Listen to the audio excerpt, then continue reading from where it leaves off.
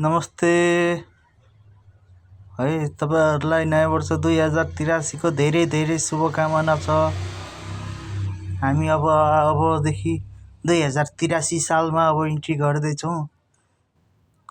कतिको रमाइलो छ, कतिको एक्साइटमेन्ट छ भन्नु होला हैन। 2083 अब सुखदै सबैको होस्।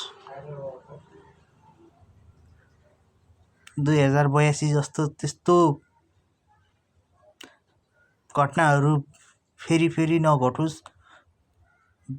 शहीदहरूलाई जेन्जी शहीदहरूलाई पनि अब अलिअलि सम्झेको छु मैले। अब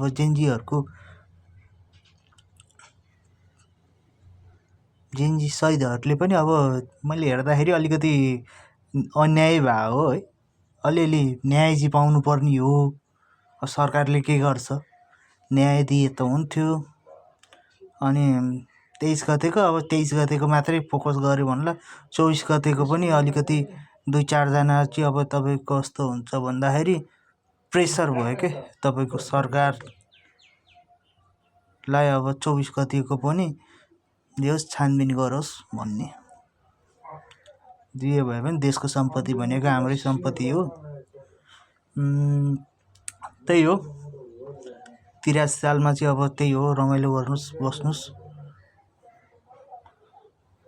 ल म दिवाकर नेउपाने अब मेरो चाहिँ 2 शब्द चाहिँ यही टुङ्ग्यो। हस्, धन्यवाद।